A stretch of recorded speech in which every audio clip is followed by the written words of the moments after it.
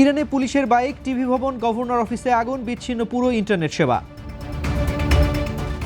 বিক্ষোভকারীদের হত্যা করলে ইরানের শক্তিশালী হামলা চালাবে ট্রাম্প। ভয়াবহ ঝড় ও তুষারপাতের সতর্কতায় ব্রিটেন জুড়ে রেড অ্যালার্ট জারি। সেনাবাহিনীর সঙ্গে তীব্র সংঘর্ষ, সিরিয়ায় কারফিউ জারি। নিউজিল্যান্ডের এক সৈকতে আটকে পড়ে 6 তিমির মৃত্যু। স্বাগত জানাচ্ছি বাংলাদেশ প্রতিদিনের বিশ্ব সংবাদের সাথে আছি আমি তানজির রহমান। এতক্ষণ শুনছিলেন সংবাদ শিরোনাম, থাকছে এবারে বিস্তারিত সংবাদ। ইরানে চলমান সরকার বিরোধী বিক্ষোভ আরও তীব্র ও সহিংস রূপ নিয়েছে। বৃহস্পতিবার রাতে রাজধানীর তেহরান সহ দেশের বিভিন্ন শহরে হাজার হাজার মানুষ রাস্তায় নেমে আসে।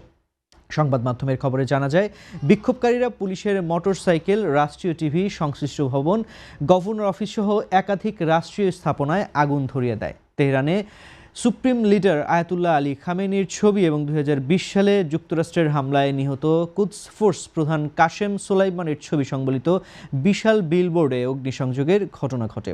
বিভিন্ন এলাকায় বিক্ষোভকারীদের স্বৈরশাসকের মৃত্যু হোক স্লোগান দিতে দেখা যায়।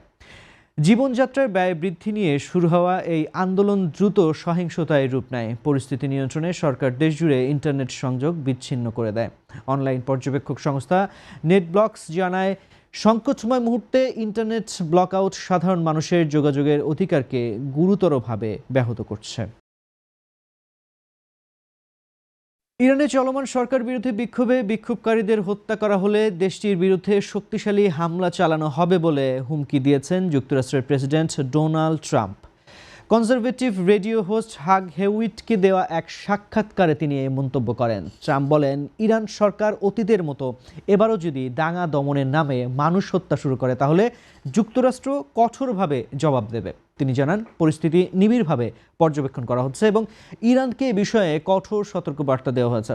বিক্ষোভকারীদের হত্যা করলে তাদের চড়া মূল্য দিতে হবে বলেও হুঁশিয়ারি দেন ট্রাম্প। ইরানের জনগণের উদ্দেশ্যে তিনি বলেন, স্বাধীনতার প্রশ্নে তাদের অবস্থান দৃঢ় হওয়া প্রয়োজন।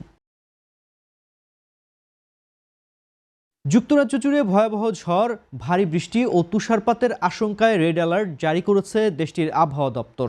বুধবার বিকেল থেকে কার্যকর হওয়া এই সতর্কতাকে জীবন ঝুঁকিপূর্ণ বলে উল্লেখ করা হচ্ছে। পূর্বাভাস অনুযায়ী অনেক এলাকায় ঘন্টায় 90 থেকে 100 মাইলের বেশি গতিতে ঝোড়ো বাতাস বয়ে যেতে পারে। পাহাড়ি ও উঁচু অঞ্চলে 1 ফুট পর্যন্ত তুষার জমার আশঙ্কা রয়েছে। দক্ষিণ পশ্চিম ইংল্যান্ড, ওয়েলস, মিডল্যান্ডস ও উত্তরাঞ্চলে ঝড়ের প্রভাব বেশি পড়তে পারে। ঝড়ে গাছ উপড়ে পড়া, বিদ্যুৎ বিভ্রাট, বন্যা ও যান চলাচলে মারাত্মক বিঘ্নের আশঙ্কা করা হচ্ছে। জরুরি প্রয়োজন ছাড়া বাইরে না বের হওয়ার পরামর্শ দিয়েছে কর্তৃপক্ষ। সিরিয়ার আলেপ্পো শহরে সেনাবাহিনী ও কুর্দি নেতৃত্বাধীন সিরিয়ান ডেমোক্রেটিক ফোর্সেসের মধ্যে তীব্র সংঘর্ষের কারণে একাধিক এলাকায় অনির্দিষ্টকালের জন্য কারফিউ জারি করা হয়েছে। আশরাফিয়ে, শেখ মাকসুদ, বানি জেইদ, আল সিরিয়ান, আল হুল্লুক ও আল মিদান এলাকায় চলাচল সম্পূর্ণ নিষিদ্ধ করা হয়েছে। সংঘর্ষের ফলে চলতি সপ্তাহে অন্তত 22 জন নিহত এবং 173 জন আহত হয়েছেন। 1 লাখের বেশি মানুষ এলাকা ছাড়তে বাধ্য হয়েছে। সংঘর্ষ এমন সময় ঘটেছে যখন 2025 সালে স্বাক্ষরিত এসডিএফকে রাষ্ট্রীয় কাঠামোর সঙ্গে একীভূত করার চুক্তি বাস্তবায়ন নিয়ে দামেস্কের সঙ্গে আলোচনা ভেঙে গেছে। সিরীয় সেনাবাহিনী অভিযোগ করেছে, এসডিএফ সে বেসামরিক এলাকায় হামলা চালিয়েছে যা তারা অস্বীকার করেছে। মন্ত্রণালয় জানায়, সরকারি বাহিনী বেসামরিকদের সুরক্ষা নিশ্চিত করতে মোতায়েন হচ্ছে। নিউজিল্যান্ডের দক্ষিণ দ্বীপের একটি দুর্গম সৈকতে আটকে পড়ে অন্তত 6টি তিমির মৃত্যু হয়েছে। বৃহস্পতিবার ফেয়ারওয়েল স্পিট এলাকায় মোট 55টি পাইলট তিমি ভেসে আসে। এর মধ্যে বেশিরভাগ তিমি নিজে থেকেই সমুদ্রে ফিরে গেলেও এখনও 15টি তিমি জীবিত অবস্থায় আটকে রয়েছে।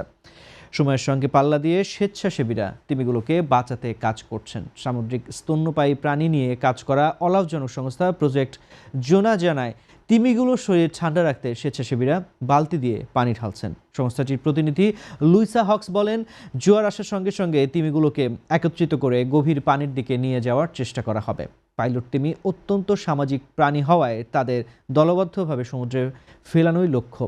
এ ঘটনায় নিউজিল্যান্ডের সংরক্ষণ বিভাগ এলাকায় রেঞ্জার নৌকা ও ড্রোন মোতায়েন করা হয়েছে। এই ছিল আজকের বাংলাদেশ প্রতিদিনের বিশ্ব সংবাদ। সবশেষ খবর জানতে চোখ রাখুন বাংলাদেশ প্রতিদিনের ইউটিউব চ্যানেল ও ফেসবুক পেজে। এতক্ষণ সঙ্গে থাকার জন্য ধন্যবাদ সবাইকে।